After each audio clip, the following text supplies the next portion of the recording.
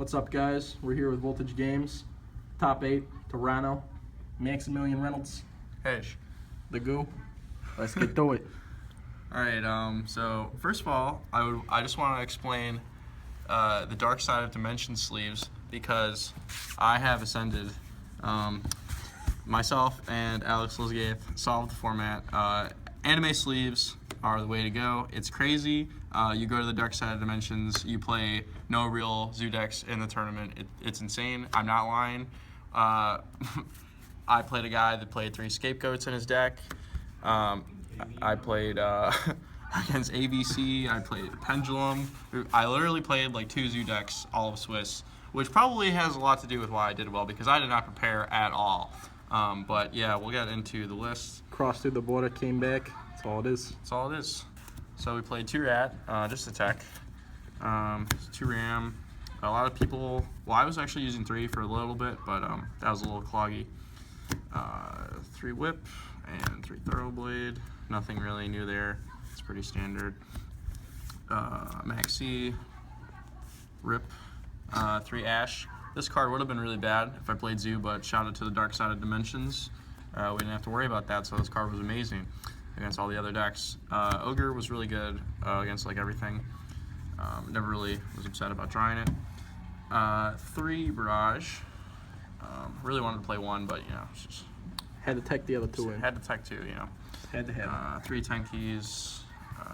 Pretty standard. 2 Desires. I really wanted to play 3, but drawing it in multiples just really sucks because eventually you're going to be tempted to play it because you need new cards, and that's just not really optimal. So like playing the 1 or playing 2 is great because the odds you see another one are pretty low. And you just really still want to see Desire, so 2 is favorable. Soul Charge is crazy. It also has anime in the name, which pairs well with the Dark Side of Dimensions. So you cross the dark side, you get the Soul Charge. So do the 6 little girls in your deck, the hand traps, pair well with the anime sleeves. Bring out your girls. Get on the list. That's all it is. 3 board wipes. I really like these because people weren't really using my body that much at the past events. It was like more popular at this event, but I felt like it was going to be a good call anyways, and they all overperformed. So definitely good. 2 my body. Also like another. I didn't think people were playing it, but like I said, I didn't really test as much as I normally do. So I wasn't really sure, but my body was great, except against Draco, which obviously really bad, but I side Pianissimo in, edit 2 of, so you just like exchange these and it works out pretty fine. 2 Cosmic.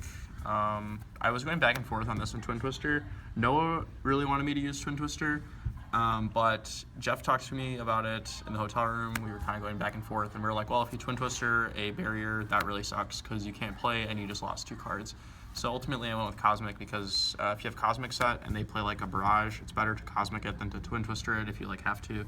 And same thing with like Diagram, so Cosmic is just better overall, but I do side the Twin Twisters for going second because Imperial Order is kind of gay, and I would know all about that.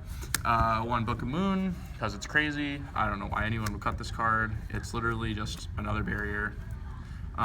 There's like an argument that it's really bad in the earlier game because people are making Hammer Kong, but you know, you go to the Dark Side of Dimensions and that doesn't happen, so it's great. Then they make Buster Dragon. I made a Buster, and that was that. Then the guy Darkhold himself, so that is not a lie. 1 combo, because we're combo based. 3 dimensional barriers. You just call the black ones, and their turn ends. 2 Floodgate, Trap Hole. This card should have been really good, but I think you know where this is headed. You go to the Dark Side of Dimensions. You don't really play too much Zoo. Had I known I was using these sleeves, maybe not would have made this card. But against Zoo, it was actually very good. A lot of people weren't respecting it. And in testing, like with my people I was playing with, like we were playing around it. So you just like would have to make like a Trident, because if like you made anything else, you get floodgated, your turn ends, and you can't go to your extra deck. So by like just making a Trident first, you can't really make a Bull and a K9 to accumulate 2 more cards. So that was really annoying. But luckily, no one else was really doing that. And then 1 Warning, because it's just pretty well positioned against most of the decks. And then I didn't really like Strike, so I just cut that completely. Wasn't even in your side either? No. In the extra deck, Patent, Triple Mac, Trident, 3 K9, because it's crazy, puts the thing in their main monster zone, 3 Tiger Mortar. This is something that I don't think is super conventional, but I really liked it in testing. I felt like anytime you're like after turn 1, you're always using Tiger Mortar in your plays, and you just like want it more than the second Kong. Even though the second Kong came up like once for me, I still was really happy that I had the other Tiger Mortar because it helps with like OTKs too. So that was good. Just 2 bull. I never really wanted to have a third. 1 Borbo and 1 Hammer Kong. And then the only other rank 4 was Emerald. I sided Abyss Dweller. I don't really know if I would have done this again, but because like siding extract monsters is really weird because it takes away a spot. And granted, like siding them makes sense because you can access them faster than a normal side deck card. But I felt like I might have just been able, like I really like the triple Tiger Mortar, but maybe I could just like main Dweller. I don't know. But we'll never know because hopefully this deck's gone. And then Fingers crossed. Yeah, and then 1 Mrs. Radiant. This card is ridiculous. You just kill people with this card. Like if they don't answer the next turn, they're probably just dead. It's pretty sick. So that was the extra deck. Shout out to Bowden Temnick. You know what it is. Look at him. He's large and in charge. Shout out to Yugi's. You know, once you go to the dark side dimensions, you need some help. Exactly. And that's about that. The Dweller I was talking about. This is a side deck. 3 Kaijus. Probably should have just been like 3 Game Seal, but I really like that. Like if you draw any 2 of them, you can just kind of get in there. Humongous maybe you shouldn't have used because it's Earth, and if you like give it to your opponent, their misses can make it bigger. You might die faster, but that was literally just never a problem. Because no zoo. No zoo, you know.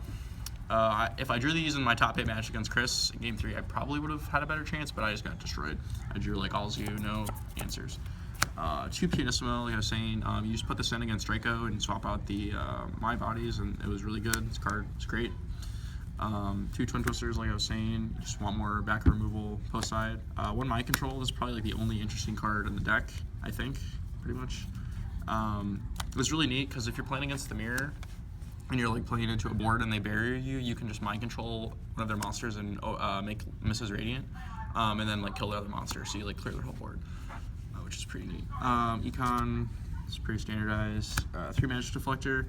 I was really not sure about this card because for Nationals, Jeff and I were like going to use it, and I did really bad at Nats, but I was also sick, and then he did pretty well, and I think the card was good for him, but at this tournament I really wasn't like a huge fan of this, so I don't think I'd use it in the future if there is a future for Zoo.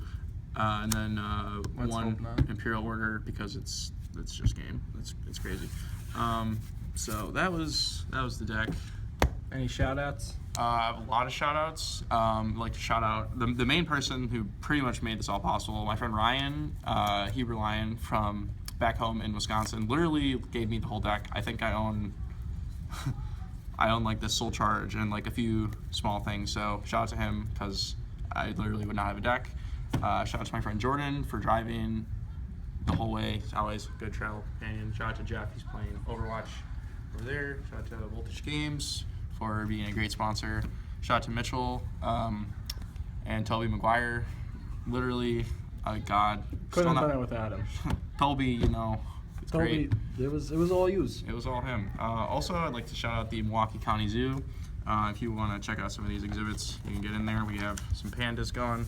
If you made it this far in the deck profile, God bless. This is what it was all for. We've got, you know, animals in action. If we take it even further, we got a map. Ooh. Get in there. The chat. Yeah. For the combos. There's a gift shop on here somewhere. Where's the gift shop? Gift shop is.